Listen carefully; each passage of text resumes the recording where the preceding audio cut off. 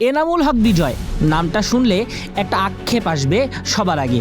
আন্তর্জাতিক ক্রিকেটে সাফল্য পাচ্ছেন না বিজয়, কিন্তু ঘরোয়া ক্রিকেটে রেকর্ডের বরপুত্র বিজয়।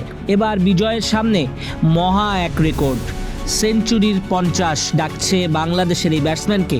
ঘরোয়া ক্রিকেটে সেঞ্চুরি করাটা তার জন্য ডাল ভাত। নিয়মিত বিরতিতেই করে যান এনামুল হক বিজয়। ঢাকা প্রিমিয়ার লিগে গাজী গ্রুপের হয়ে সর্বশেষ যে ম্যাচটা খেলেছেন মোহামেডানের বিপক্ষে পেয়েছেন সেঞ্চুরি। অপরাজিত 149 রানের একটা ইনিংস, তাসকিনদের মতো কোয়ালিটি বোলিং অ্যাটাককেও রুখে দিয়েছেন বিজয়। লিস্টে ক্রিকেটে এনামুলের ওটা 21তম সেঞ্চুরি। তবে প্রথম শ্রেণী লিস্টে টি-20 মিলিয়ে এই 21তম সেঞ্চুরিটাই হয়ে যাচ্ছে 48তম শতক। গত কয়েক বছরে ঘরোয়া ক্রিকেটে যে হারে সেঞ্চুরি পাচ্ছেন এনামুল বিজয়, সেই ধারা বজায় থাকলে শিগগিরই সেঞ্চুরির 50 করে ফেলবেন এবারের লিগে।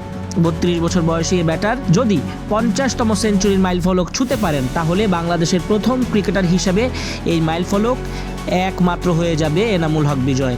স্বীকৃত ক্রিকেটে বাংলাদেশের ব্যাটসম্যানদের মধ্যে সবচেয়ে বেশি সেঞ্চুরির রেকর্ড এখন তারই আছে। বিপিএলে রাজশাহীর হয়ে খুলনার বিপক্ষে সেঞ্চুরি করে রেকর্ড নিজের করে নিয়েছিলেন এনামুল। স্বীকৃত ক্রিকেটে যেটি ছিল 47তম, সেখানে পেছনে ফেলেছেন নাইম ইসলামের 46 সেঞ্চুরির রেকর্ডকে। আর এবার এনামুল বিজয় ছুটেই চলেছেন।